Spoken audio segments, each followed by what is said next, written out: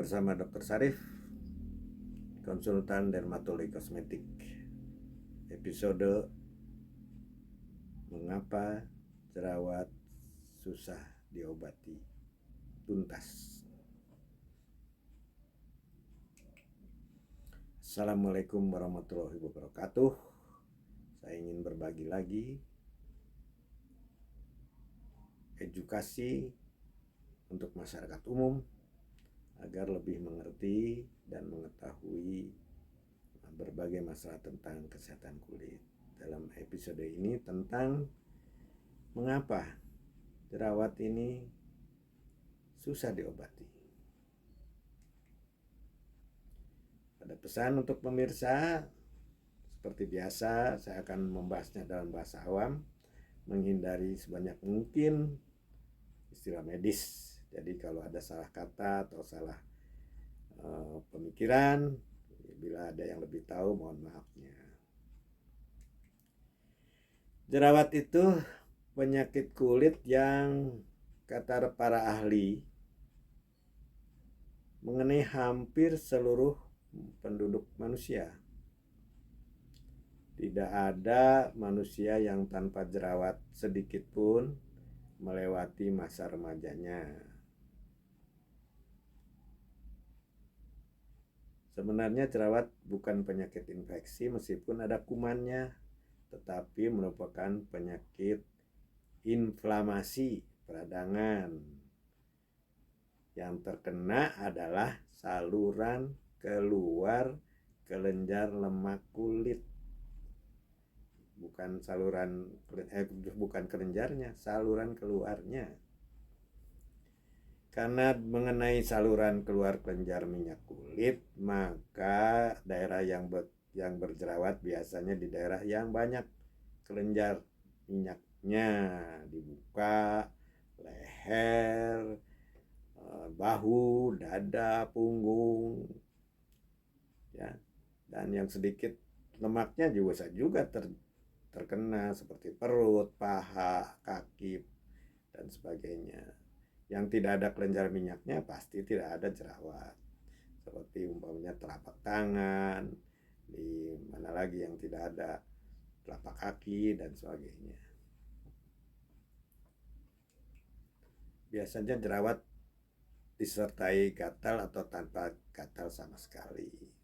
Ada berbagai gejala dari mulai bintik kecil yang disebut komedo, yang gede sedikit papel, gede sedikit yang kayak bisul, nodus, dan kista yang seperti kantong di dalamnya.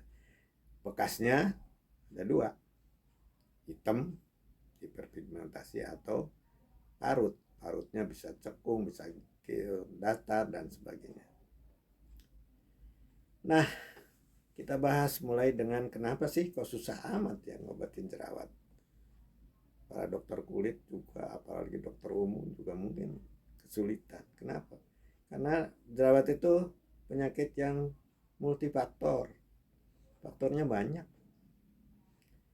Dari mulai genetik, ras, kemudian hormon dalam tubuh, ada juga faktor iklim, suhu, stres, diet juga, ada obat-obatan, ada kosmetik juga. Jadi faktor-faktor inilah yang menyebabkan, salah satu faktor yang menyebabkan kesulitan untuk mengobati. Jadi semua faktor harus kita pikirkan, dokter akan pikirkan. Umpamanya kalau faktornya makanan, diet, kita biasanya bilang tolong kurangin ini. Kalau stres, tolong kurangi stres.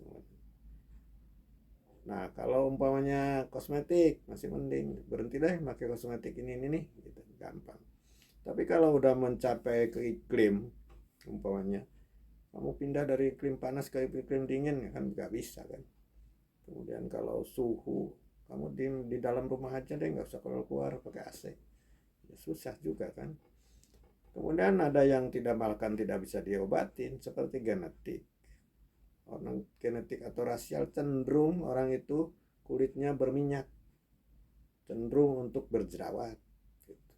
Jadi susah, masa masih ganti ras atau ganti gen, itu sulitnya. Kemudian kalau juga hormon, karena jerawat itu timbul pada saat hormon-hormon seksual laki-laki meningkat, jadi remaja. Jadi kita masa harus obatin dengan anti hormon? Bisa, kalau bisa dilakukan pada satu saat sih kita pikirkan, dokter pikirkan. Tapi tentunya nggak mungkin lah kita memberikan hormon wanita kepada laki-laki semau-maunya sehingga kemudian laki-lakinya berubah menjadi sedikit kewanitaan. Jadi seperti itu. Jadi itu kesulitan pertama, dia multifaktor ya. Kemudian kesulitan kedua yaitu ngobatin jerawat itu tidak sebentar. Banyak penderita jerawat menginginkan sembuh dalam seminggu atau 2 minggu seperti penyakit kulit lain, banyak eksim, meskipun berkali-kali tapi sembuh seminggu 2 minggu lah. Tapi kalau jerawat tidak mungkin. Jadi dia biasanya akan berkurang setelah 1, 2, 3 bulan. 3 bulan inilah yang menyebabkan pasien tidak sabaran, pindah dari satu dokter kulit atau dokter ke dokter lainnya. Merasa 1 minggu ini saya kok jerawatnya nggak kurang-kurang. Jadi meskipun pada satu saat memang berkurang, tapi kadang-kadang malah membanyak dulu gitu.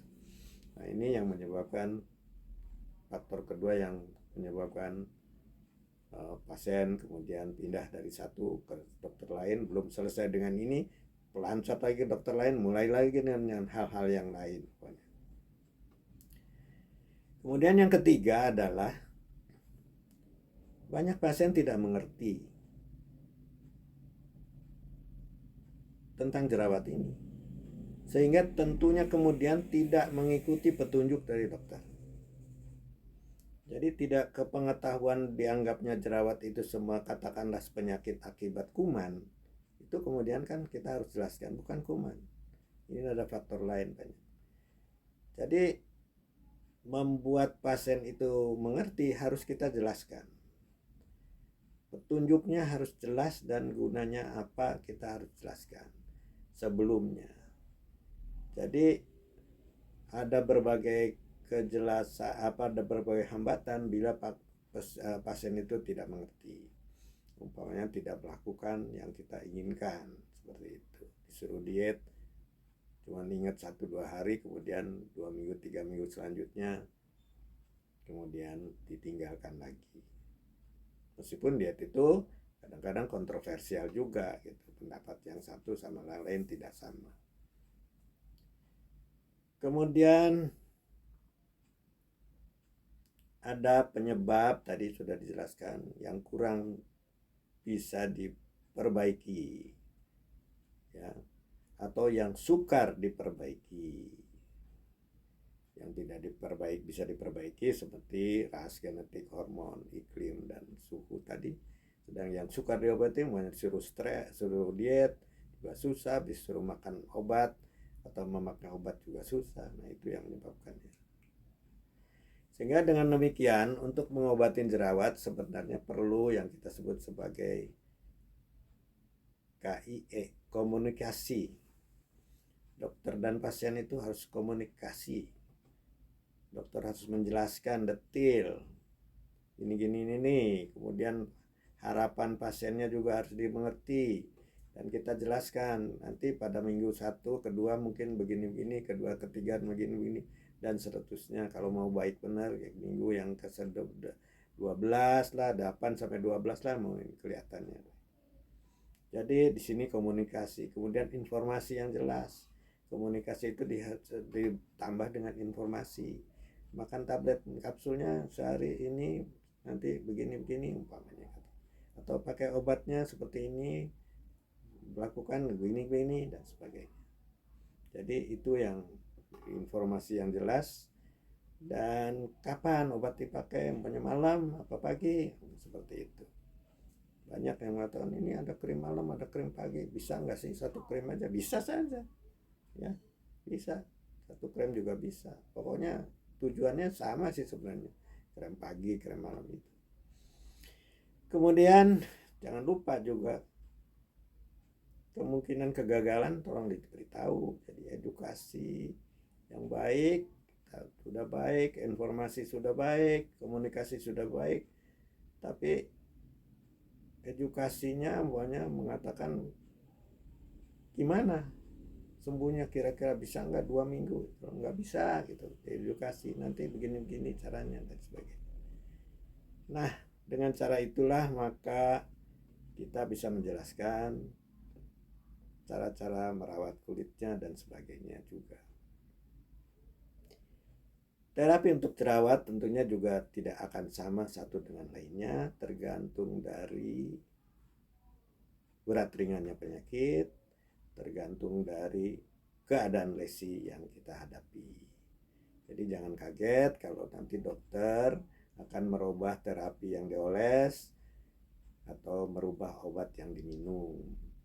Nah, bila gagal tentunya juga dokter akan merubah cara pengobatan dengan hal yang lain lagi dari yang awal yang tidak berhasil tadi. Jadi di kedokteran itu ada obat-obat topikal, ada obat-obat oral yang diminum, kemudian ada tindakan-tindakan kalau diperlukan. Jadi semuanya tergantung dari kondisi dan berat ringannya penyakit yang diderita oleh pasien. Oleh karena itu kita mempunyai namanya pilihan pertama, pilihan kedua, dan pilihan ketiga dari pengobatan. Kemudian jangan lupa bahwa juga ada terapi tambahan agar jerawatnya tidak timbul lagi atau tetap, dan rumatan bila agar penyakitnya tidak kambuh lagi, dan ada tambahan agar lebih cepat sembuh. Saya kira itu. Apakah semua obat harus diberikan? Dokter yang akan menentukan yang mana yang dilakukan pertama, kedua, dan ketiga, dan sebagainya. Tergantung dari kondisi penyakit yang diderita. Kesimpulannya adalah bahwa jerawat adalah penyakit yang dianggap orang sebagai penyakit infeksi, padahal hanya penyakit peradangan, tetapi multifaktor sehingga susah atau agak lama diobatin. Kemudian obat-obatnya juga tidak akan sama satu dengan lainnya karena kondisi berat ringan penyakit dan kondisi penyakit yang kita lihat, yang dokter lihat pada saat itu. Saya kira itu. Terima kasih atas perhatian Anda. Jangan lupa bila berkenan tekan like, subscribe bila belum, dan share pada teman-teman. Sampai jumpa di episode berikutnya dengan topik tentang kesehatan dan kecantikan kulit yang lain. Salam sehat.